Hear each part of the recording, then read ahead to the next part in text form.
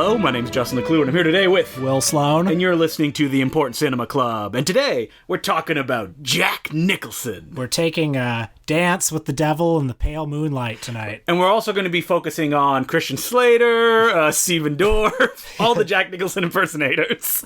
I mean, no, we're not. We're just going to be talking about Jack himself. You had a big old Jack Nicholson bonanza this week. I take it that Jack Nicholson was never very important to you. I think that he was. Because Jack was one of those movie stars, right? Yeah. You know who Jack Nicholson is. He's one of those people who, even when you're a kid and you're not allowed to see his movies, he's front row at the Oscars. There are pictures of him everywhere. He's like Tom Cruise, is one of those guys who's just symbolic of a movie star. And Jack, like the best Universal monsters, you can just draw a caricature of him, a shadow, if you will, and you'll know exactly who he is. Big old sunglasses, the big old arching eyebrows, big old friggin' grin on his face. And most importantly, he was the Joker. And every kid knew who played the Joker, Jack Nicholson. Personal story. When I was maybe 5, 6 years old, my grandpa was watching A Few Good Men, and he said to me, "Oh, come in and watch this. It's got the Joker in it, Jack Nicholson."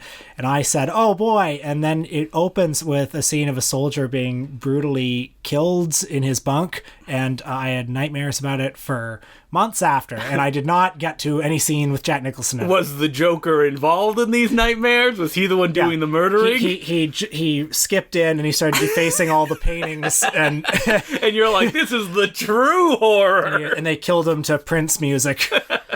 But other than that, Jack Nicholson is the guy that came up in the new Hollywood. He starred in Easy Rider. He starred in 5 Easy Pieces.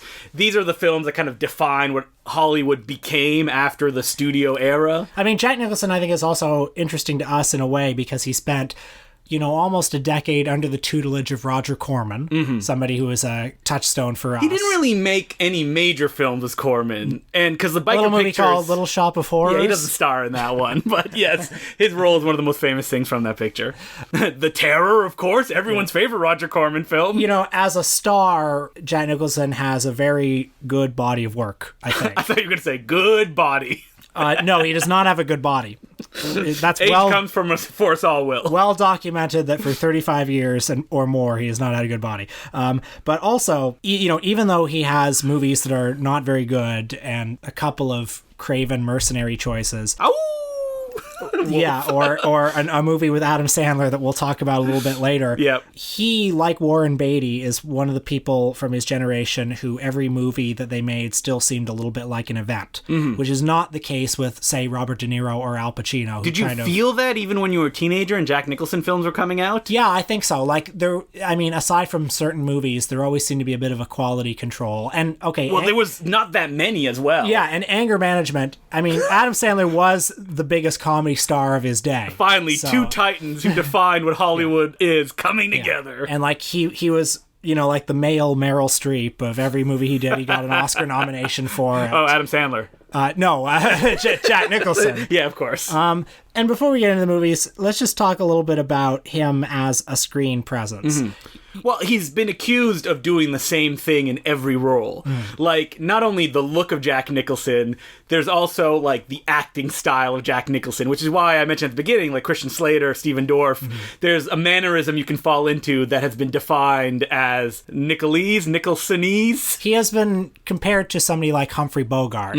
If it's true that there's a dichotomy between great stars and great actors, and I don't think there is, but let's just say this is true, he is somebody who is both. He doesn't disappear into a role, really. You're always aware that it's him, and yet there are, he is a great actor. He can do About Schmidt, he can do Batman, he can do 5 Easy Pieces. The thing about Jack Nicholson is he never, steps away from his roles, and you go, well, I don't buy this character because I know that this is Jack Nicholson. And I think that's the difference between someone who's just a star and someone who can actually embody someone on screen. And just down to his face, when we talk about movie stars, oftentimes we get back to the idea of their face. He's... And by that you mean his eyebrows, right? His eyebrows. I was struck this week about the fact that even in his heyday, he wasn't pretty, exactly. I guess he was handsome, in a way. Been fighting baldness for 60 years. Yeah, his features are exaggerated. And yeah, there's something very sharp about his face. You know, he's not a pretty boy. And there's something about that face, you know, those eyebrows that, okay, I'm getting all muddled up, but he's not pretty, but he is aggressively sexual. And even as he got older and he sort of let himself go a bit, I mean, you know, a movie like The Two Jakes, which we both watched this week, he is definitely not particularly good looking in it, and yet there is that kind of aggressive sexuality to him. I think it boils down to charisma and presence, though, and the way that he just kind of pops right off screen. And it's amazing all the sorts of things he can do. I mean, he has an enormous like strength and gravitas, like in that scene in A Few Good Men, You Can't Handle the Truth. Like, he can be a very intimidating screen presence. You know, he can do the Lothario thing. And he can also be like the counterculture rebel who's like going against the system. His charisma works in all of those modes. He can be very goofy, and he can also be very vulnerable. And, you know, the fact that he has this reputation as this Lothario, this guy who has seduced so many women, which I guess is problematic. As Jack Nicholson says in a recent interview, I'm going to die alone. Yes, but that is impacted somewhat by the fact that he is capable of such vulnerability. Well, I think that is revisited again and again in all of his movie roles, whether it be something like Five Easy Pieces, which we both watched, and is often considered like the ultimate Jack Nicholson film. This is the movie I think it's fair to say that he really became a star. I know there's Easy Rider before that, but he's a supporting character in Easy Rider. And in Five Easy Pieces, he defines what that movie is. It's a film that, you know, the director Bob Rafelson brings a lot to it, that he somehow makes it kind of breezy, heavy, pretentious, but without getting in your face about it. And I think a lot of that has to do with Jack Nicholson's performance in the main role, because he is essentially playing a very damaged individual who takes that damage and turns it into jackassness while still being charismatic, and you still wanting to follow what's going to happen to him. Yeah, and you sympathize with him in a way, even though he's such an awful person. So for people who haven't seen the movie, it's about Jack Nicholson is an oil worker who is in a relationship with Karen Black. And we find out that he's actually from a very rich family who live on an island. He's a music prodigy. And he's been essentially trying to run away from that history his entire life and try to avoid responsibility at all costs. And he's brought back to his family home that he's been avoiding all these years because his father is on his deathbed. And, you know, out of a sense of guilt, he brings along this girlfriend, Karen Black, who he's kind of ashamed of because she's very low class, quote unquote. And he's a bit of a cad throughout the whole thing. You know, he works on the oil rig and he fucks around a lot. What struck me about this viewing is that the story in my mind from the last time I saw it was defined by the interactions he had with his family, which only take up like 40 minutes of this 2-hour picture. Because the journey is just as important as him finally coming to confront these people. And the confrontation when it does finally happen, and he like talks to his father who has been ill and can't really communicate with him, it doesn't feel cathartic, and that's what the point of the movie. Like, it's too late for that. He's uncomfortable wherever he is. He was uncomfortable as a piano prodigy. He's not happy working the oil rig. He's not happy with his girlfriend. He's not happy at the friggin' diner.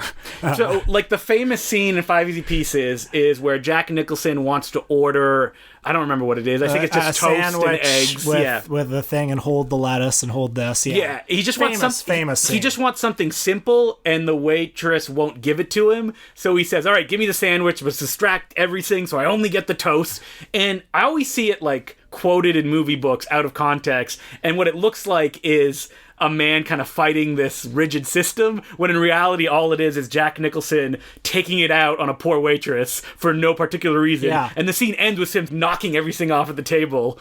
And I think it says a lot of Jack Nicholson, the actor, that people see that as like a heroic scene, almost like Rocky running up the steps, when in the context of the movie it makes complete sense, but because how strong a presence he is, it gets distorted in people's memories. By the way, a scene that was revisited to great effect in the Jerry Lewis film Cracking Up, when he tries to order dinner and the waitress keeps saying, do you want milk? Do you want cream? Do you want sugar? Do you want this? And it keeps going That goes on into and the anti-comedy realm, though, where it just goes on and on and on.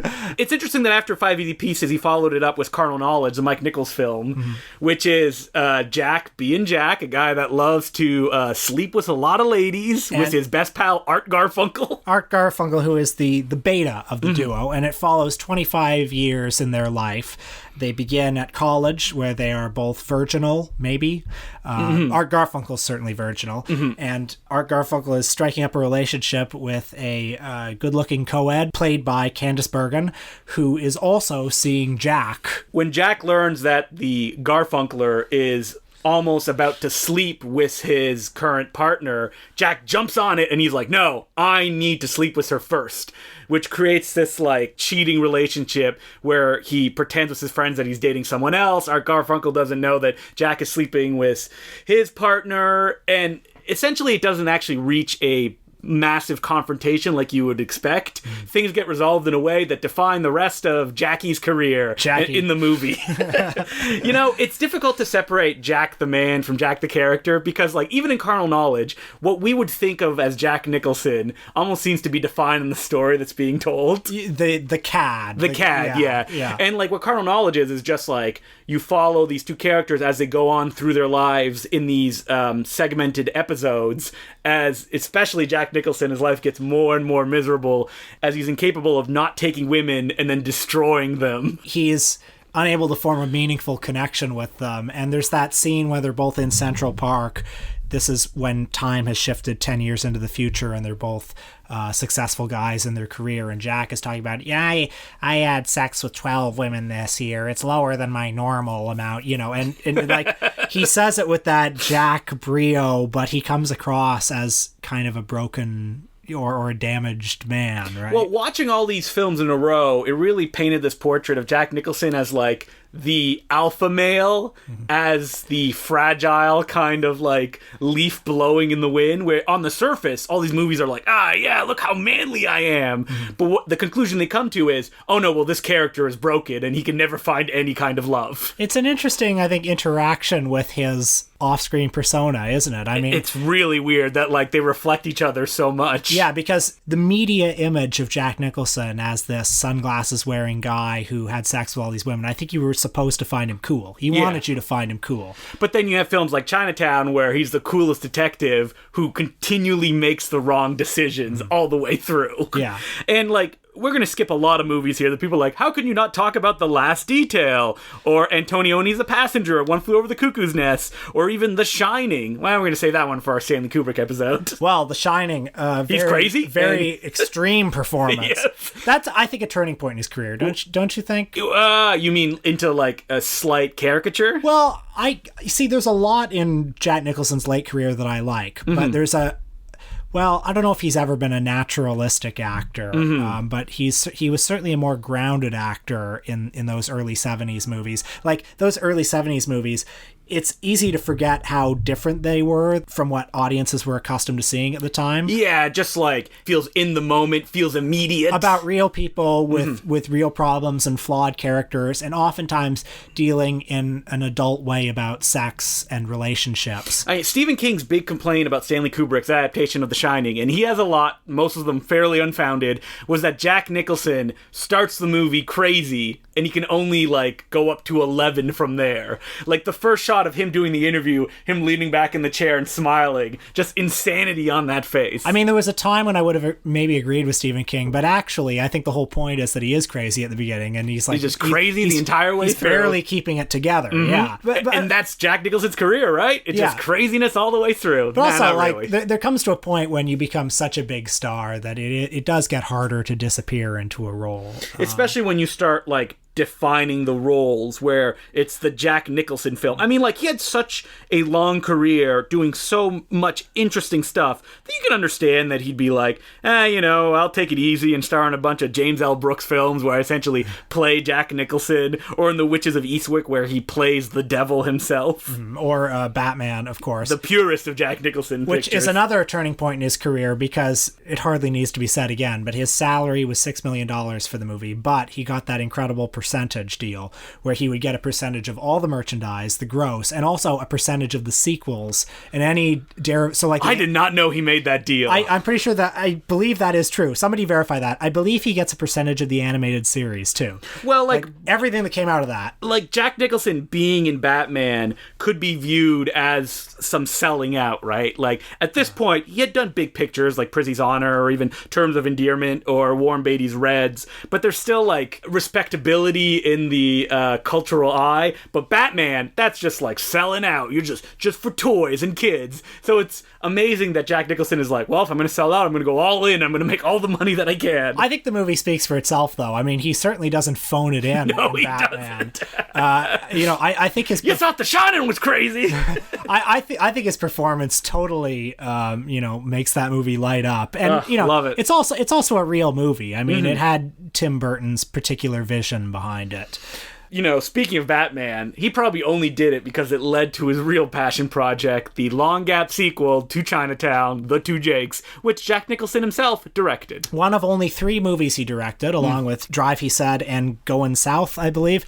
And I think he only directed The Two Jakes because he couldn't find another director to do it. I mean, Roman Polanski was off in wherever he is. Yeah, exiled. Yeah. Not exiled, I mean running away from the law. Let's be specific there. Like, it was also a film that went through like a million permutations. Like, Robert Evans was supposed to play a major role at one point. And Robert Evans is still the producer of it. I know that it was a troubled production.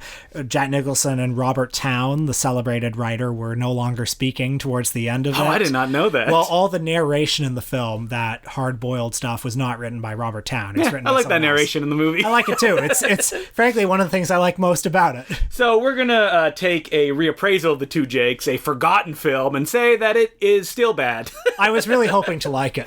But when you look at the 2 hours and 15-minute running time... I started watching it late one night. I saw 2 hours and 15 minutes, and I said, all right, let's do it. Really? Yeah, I was like foolhardy, just throwing it to the wind. You're Let's like, watch Bill this. Moss is doing the cinematography. At least it'll look good, like his later day projects, the Mindy Project. A long time just hanging out with Jack. In a Giving a leisurely very paced- comatose performance. I assume that because he gave his all on Batman, so when The Two Jakes rolled around, he's like, man, I'm tired. And before we get to the plot of The Two Jakes, I just want to point out that Tracy Walter, who played Bob the Goon in Batman, is also in The Two Jakes.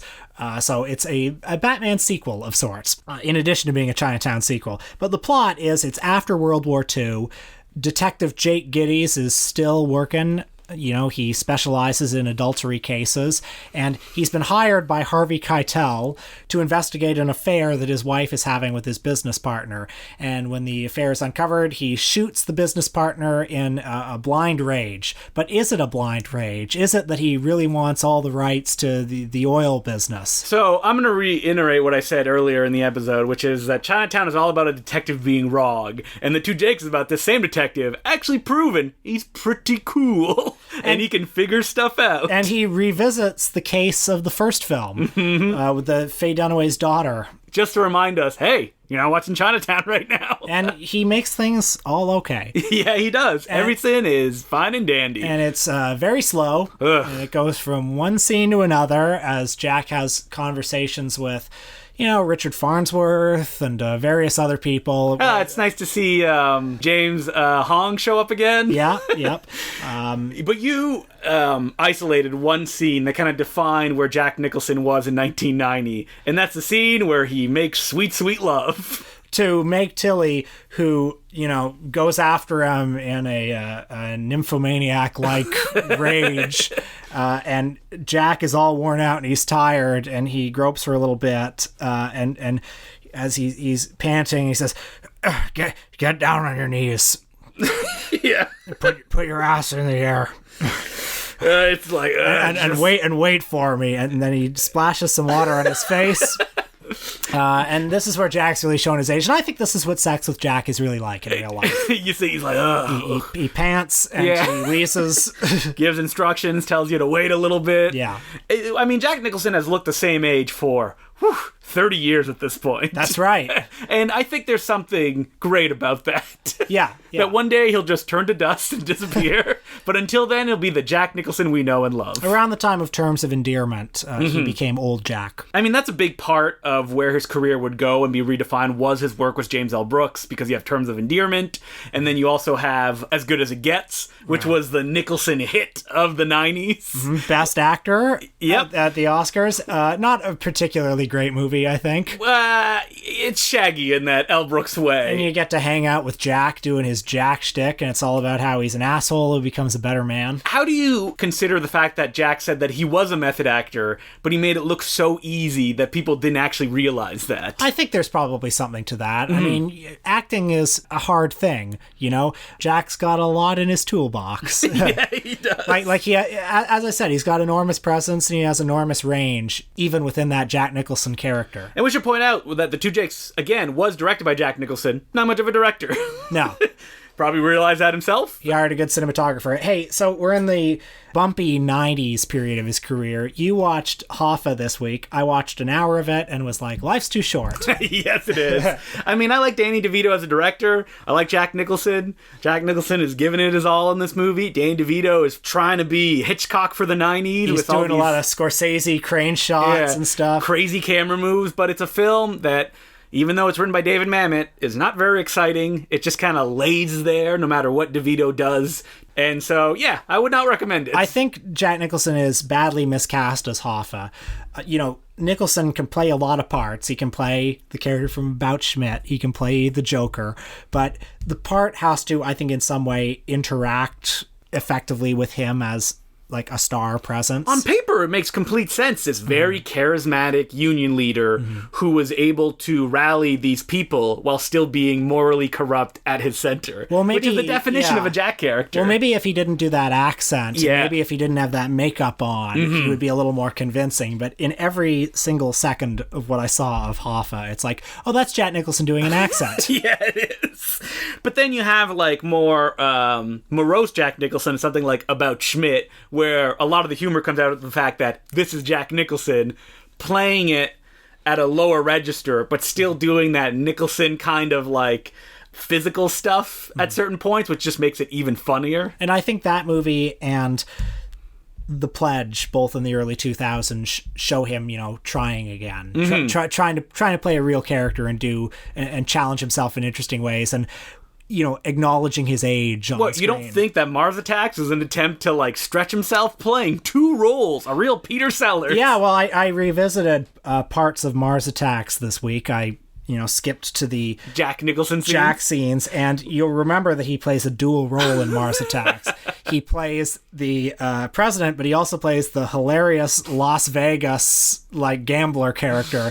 No one can see the giant air quotes floating in the air above Will. And he plays that as if he's Beetlejuice. And smoking. And I think Jack Nicholson as the mask. And I love him as the Joker, but I think some of his lesser performances, like for example The Departed, hot take.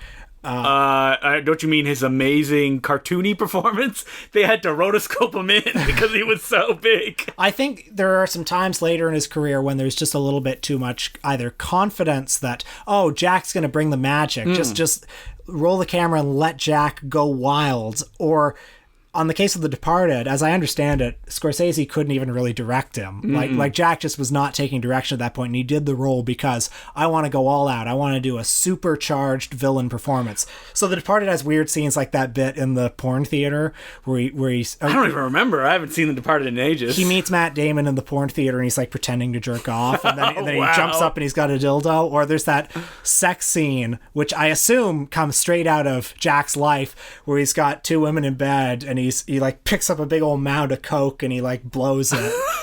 Just absurd, crazy Rococo Jack stuff, which, I don't know, in my personal opinion, maybe if I rewatch it I'll like it more. My personal opinion, a bit much. What about Anger Management, which is mainstream peak crazy Jack Nicholson? A movie that he made $20 million for. Wow, really? Yep, according to IMDb.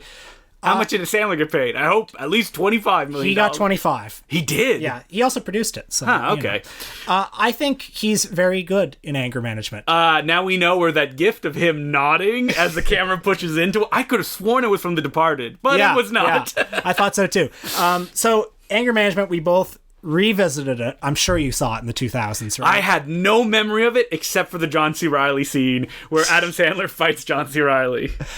The plot, if it needs summarizing, because I'm sure all our listeners have seen Anger Management, it's right there on Netflix for you. Yep. Adam Sandler is just a nice, regular guy. He's got a fiancée played by Marissa Tomei, and he's in a job, and he wants that big promotion, but, his boss is taking him for granted. He's got all this anger burning up inside him, and he gets railroaded through the judicial system into having an anger management coach played by Jack. And he ends up having to live with him, and I kind of want to skip to the end because there's an insane twist that at the beginning of the movie I went, they're not going to do this, but it ends up that Adam Sandler was being gaslighted by his girlfriend, Marissa Tomei. His girlfriend just happened to meet Jack Nicholson. They struck up a conversation. They're like, hey, what if we created this old boy level conspiracy to make Adam Sandler realize that he does have anger issues. And if I learned that my partner had done that to me, I would be like, that isn't, I can never trust you again. Well, it's wildly complex because it requires serious judicial misconduct. And also Sandler is emotionally abused to have to go through these court hearings threatened with a year in jail. Now, it would only take a few adjustments, I think, to make this a really good movie. No Adam Sandler. I think Adam Sandler's okay. Yeah, okay. I guess he's affable. In relation to Jack Nicholson, even though that there's a plot point near the end where Jack Nicholson has to live with him, or he has to go for a year in jail, and Sandler seems to forget this because he's very confrontational. Yeah. So wait a minute. If he didn't go live with Jack Nicholson, would he have spent the year in jail? And then would he have come out of jail? And Marissa Tomei would have been like, "What did you learn?" Oh, by the way, I set this all up. Yep. It has a crazy cast. Louis Guzman is there. John Turturro, Woody Harrelson as a transgender sex worker. Yes, this film has not aged well. A lot of no homo jokes. But every time Jack Nicholson is on screen, mwah. Oh yeah, he's really good. Yeah, he is. And this has that thing that makes him a star in it, which is that he has gravitas. You buy him as somebody with a lot of authority, and just there's a great weight to his screen presence, but also he's genuinely dangerous. There's something, and funny as well. And funny, yeah, he's very funny, and there's something about him that seems capable of doing anything. There's a scene where Adam Sandler tells Jack Nicholson that his mother is in surgery, and Jack Nicholson just breaks down. He's like, no! And it's so funny. But then when Sandler has to tell Nicholson that, oh, it's just a joke, but your mother is actually in minor surgery, you actually feel that Jack will kill him or something like that, the way he looks at him, and he's like, ha, good joke, I'm gonna get you back. Yeah.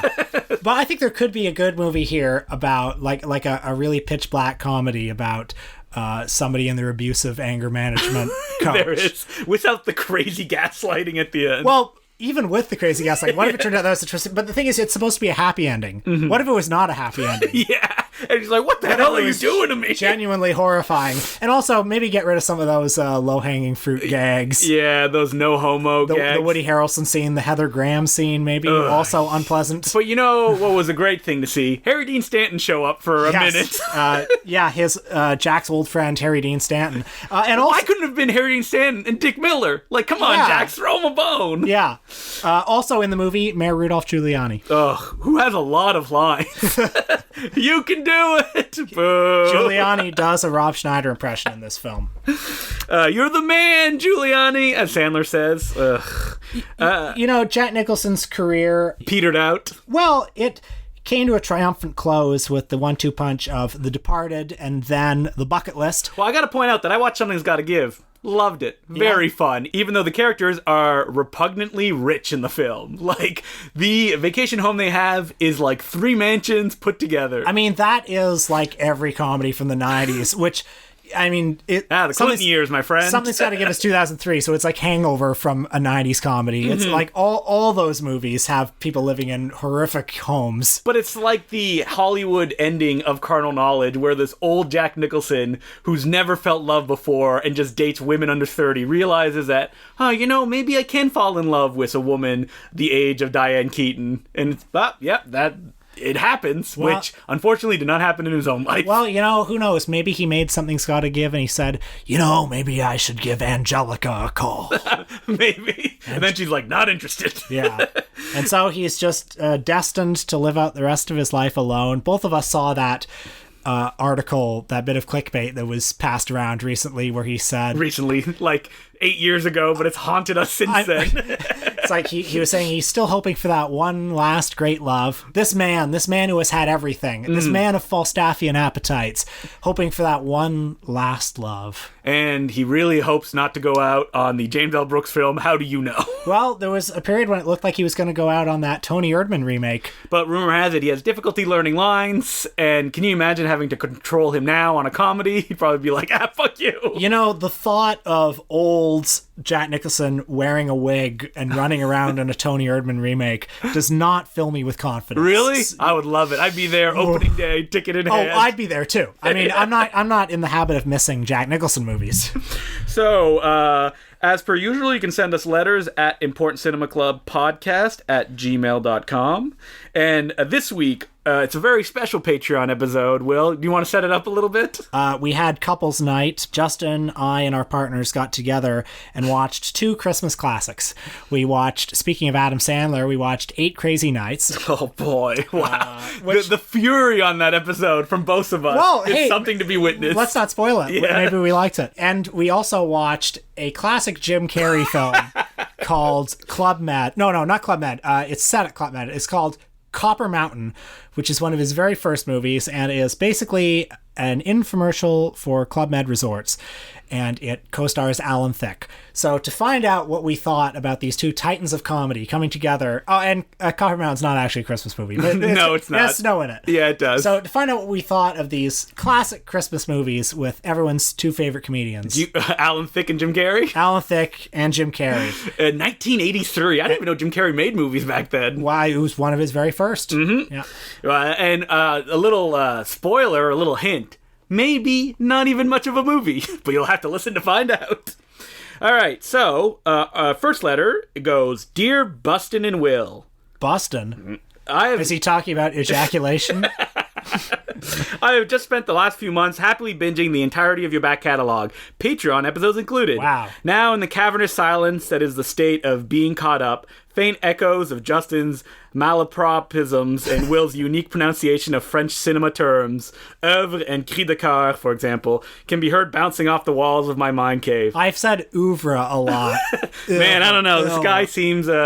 Yeeks. He probably knows me better than I do. Presently, like the rest of the slobs and snobs of the Important Cinema Club nation, don't call us that, I resign myself to wait, arms crossed, staring into the middle distance, closed to the outside world, only to awaken when new morsels of content are ready for me to consume. Well, here's what you do. You re-listen to the back catalog again. Yeah, it's like we go all over. It's like a time machine. And take notes this time.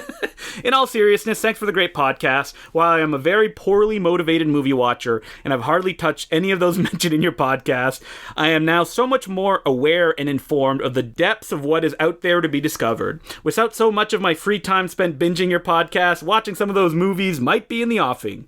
Full disclosure, I'm Justin's younger brother. And the podcast has also been a great way to hang out without having to smell him or buy him lunch.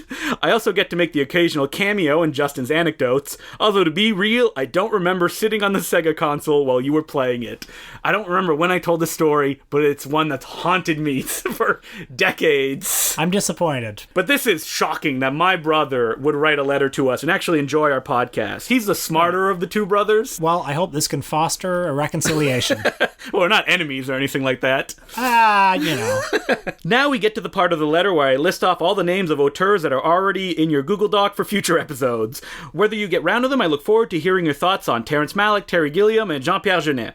While you may pretend to have semblance of pride, become the degenerate click hogs you know that you are deep down inside, and do an episode on Wes Anderson. You know what's funny is that we've never even discussed, like, doing a Wes Anderson episode. Yeah, I don't know. He's just so... covered. What would we have to say about Wes Anderson? Man, those flat visual stylings. Maybe next time he has a movie out, we'll throw pearls to swine and do Wes Anderson. You've done episodes on directors, cinematographers, screenwriters, and critics. While straying away from the auteur-centric mission of the show, I'd be interested in you doing Patreon episodes on stop-motion animation master Ray Harryhausen, special effects artists such as Rob Bottin or Rick Baker, or on important film composers such as Bernard Herrmann or Basil Pollendoris. Oh, that'd be fun. Not a bad idea, yeah. Considered film composers. My brother is he studied music at school, so that's definitely one of his strong suits. I was actually reading an article recently that made a good point, which is that scores in films these days is one of the most important structural elements that people don't usually talk about. They'll say, oh, the score is good, without actually conceding that, oh, it is an incredibly essential part of how we experience what the filmmaker is giving us. Oh, certainly. I mean, if you take out the score, as you sometimes see on YouTube videos, it's a totally different Can you movie. imagine RoboCop without score, or even Starship Troopers, march that goes through it, or Super Mario Brothers without that Alan Silvestri score. Hey, the call's still out there. If someone wants to re-edit Super Mario Brothers and give it the industrial score that it deserves, go out there and do it.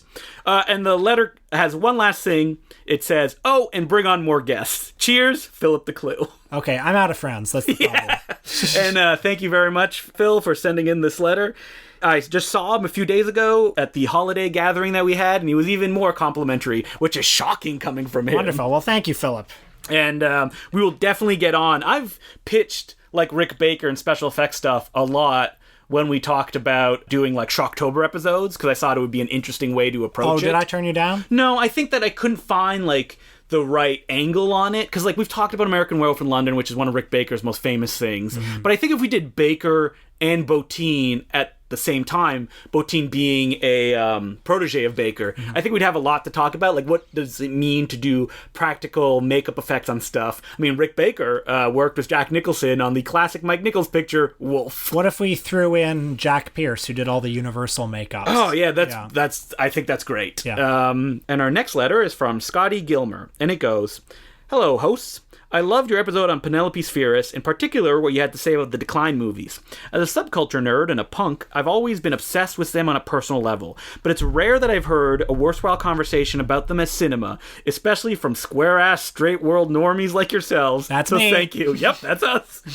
And while I've always noted the recurring theme of selling out in her work, I never considered how much of a personal and professional concern this probably was for her, so I really appreciated your comments on that, as it contextualizes some of her movies I previously just thought of as scattered hack work. Well, thank you very much for those kind words. And if someone's listening to this because you're I know Jack Nicholson, but I don't know who this Penelope Spheris is, listen to those episodes. As we've said many times before, the episodes about women are the lowest listened to episodes. Yeah, what does that say about you guys? And the letter continues, while I wasn't as offended by your dismissal of Wayne's World as I imagine some listeners were. I don't know if it was a dismissal. I tried to give it credit.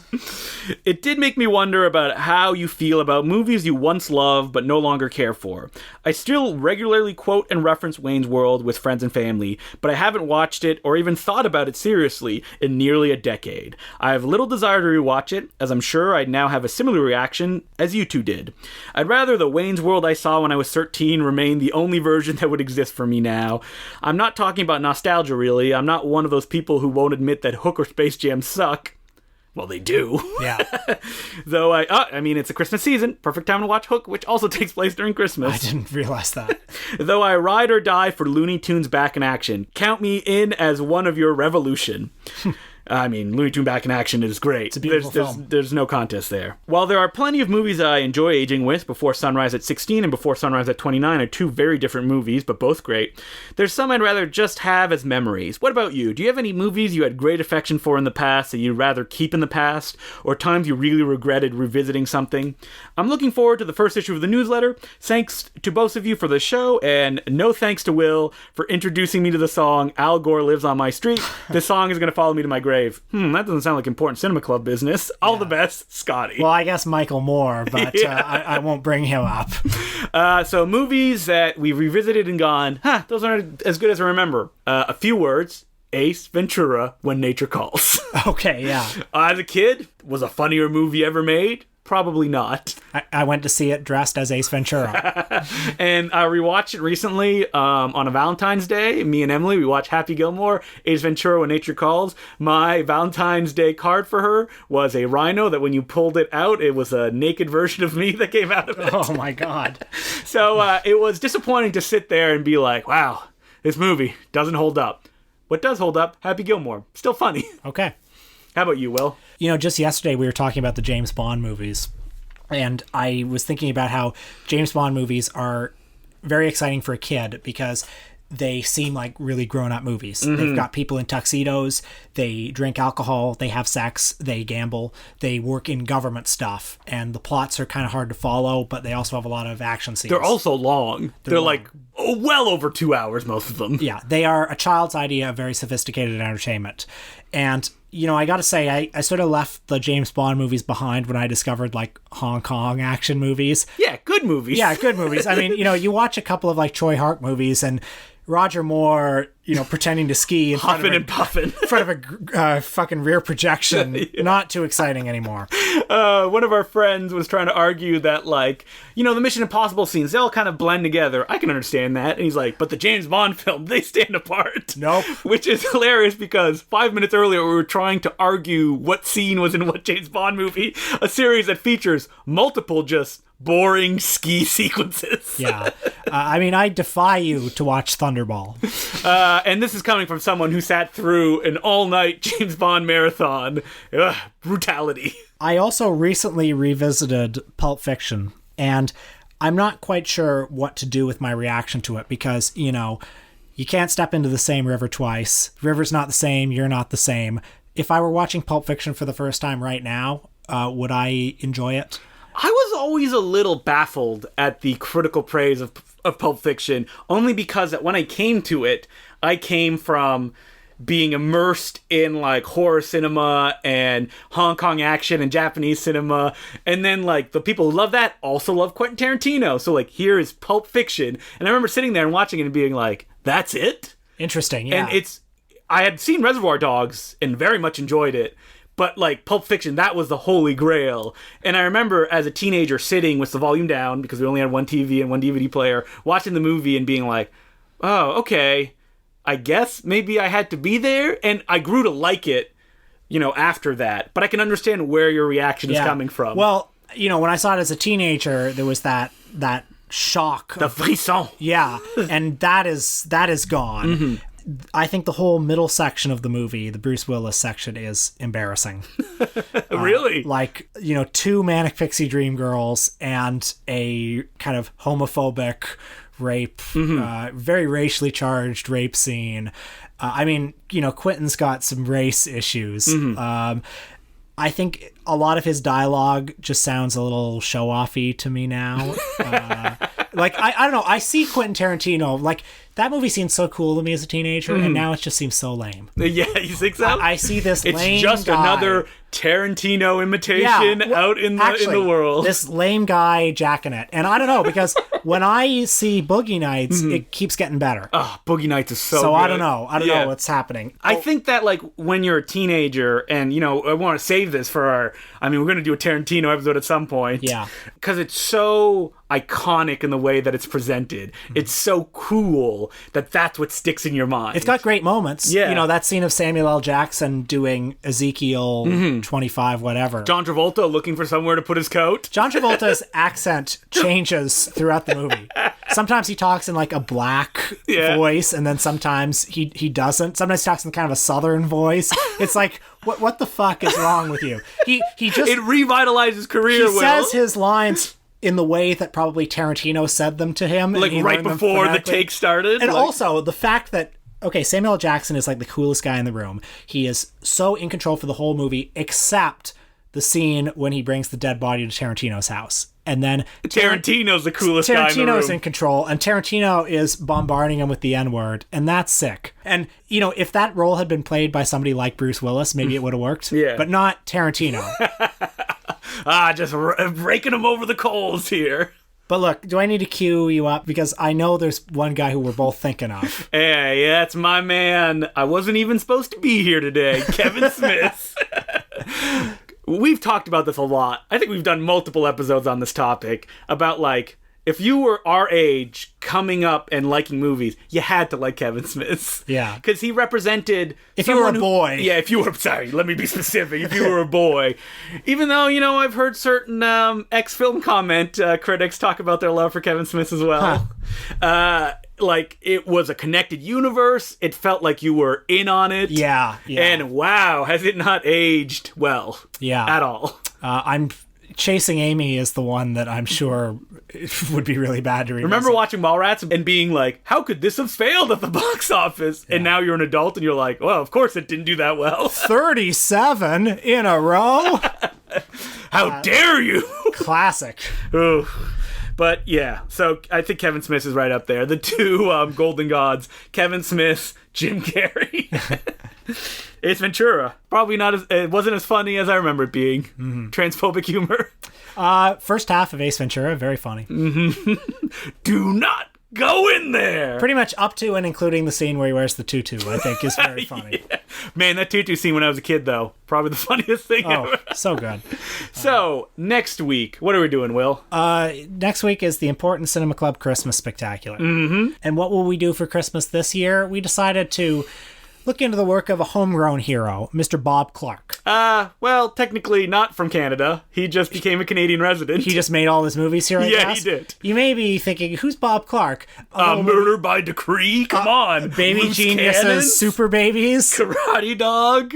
Rhinestone. Porky's. Porky's 2 the next day. But he also did two movies that have become beloved Christmas classics. A Christmas Story and Black Christmas.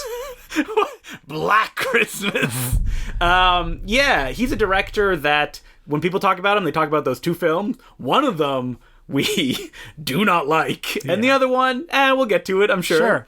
And maybe I'll like the one this time. That you don't like? Yeah, maybe I'll like it this time. I doubt it. All right. You'll have to tune in to TBS on December 25th to watch, like, the 30 screenings they do. God, the thought of revisiting some of those scenes is just, gives me a stomach. You gonna watch Porky's again?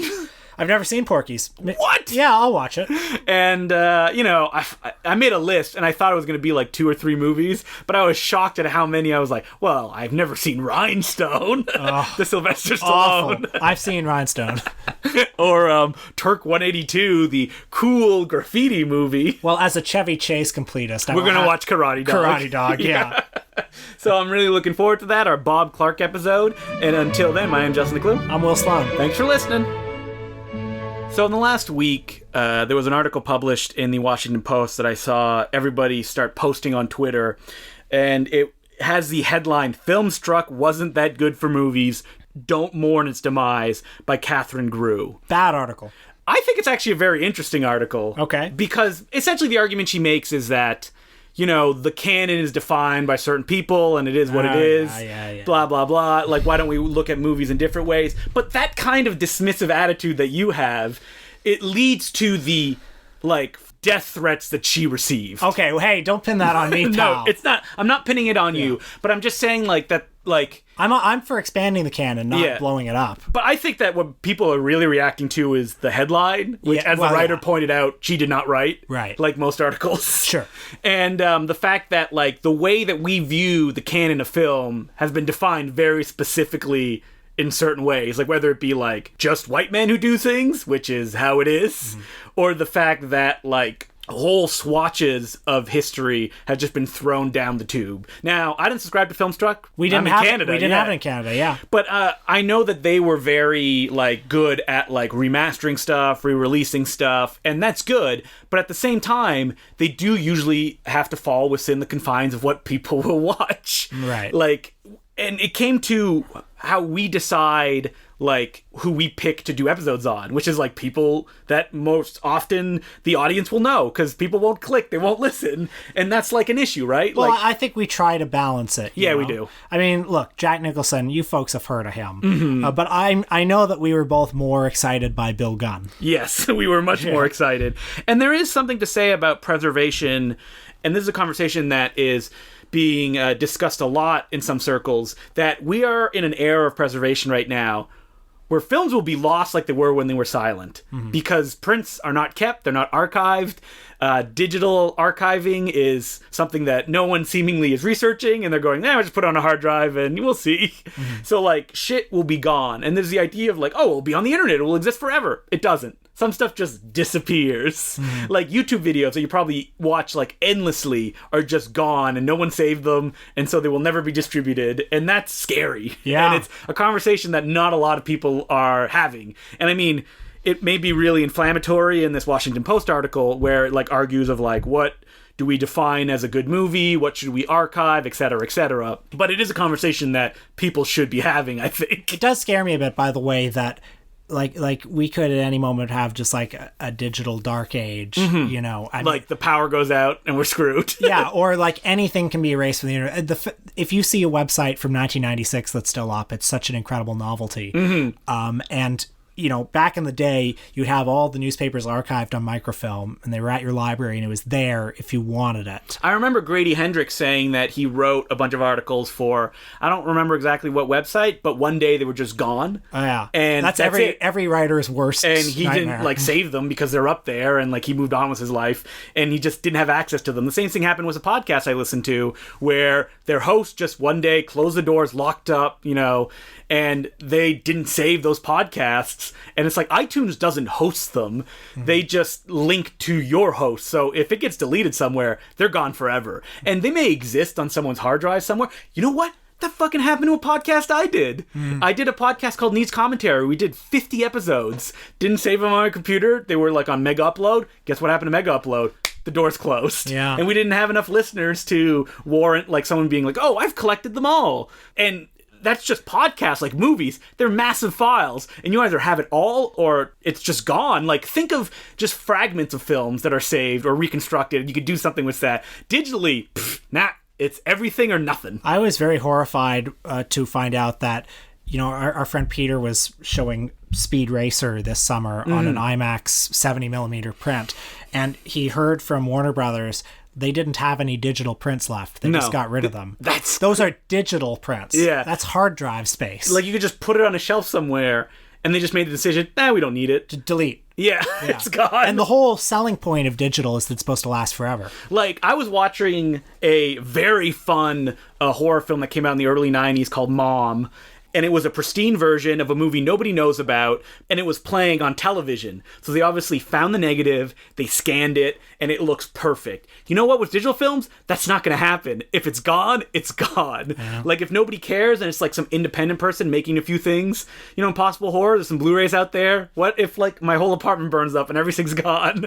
So everyone, preserve your copy of Impossible Horror. Yeah, and if you don't have one, buy Impossible. This was the big, like... Yeah. If you care about film history... You got to get Impossible Horror. But at the end of the day, it just comes down to either a rich benefactor who's going to be like... I mean, something similar like that happened in Quebec with the company Elephant, who started remastering and re-releasing Quebec films. But other than that, like... The government is supposed to do that, but the government's like, well, there's no money in this, so why would we put it on the books? That's why we got to put pressure on them. Yeah, that's right. Cinema Club is starting its grassroots effort to elect governments that will fund us. Yeah, Yeah, we're running the Film and Culture Center of Canada. So this is our announcement that we'll be running for that position. And we want carte blanche. We want any tax money we ask for. Anything like and we can skim a little off the top for us. Yeah, but all our listeners, you're going to keep that on the down low. No, right? our listeners like us. They would want us to be successful. Yeah. All I'm doing here is just a ringing the doom bell, saying like this is coming, and just think that all the stuff that you have, like I'm shocked at how many people tell me I don't own a Blu-ray player, and I'm like, there's so many movies at your library you can get on DVD that you cannot get on any streaming service. Yeah. So I don't know, buy a Blu-ray player, and so you can watch Impossible Horror. Available at www.impossiblehorror.com.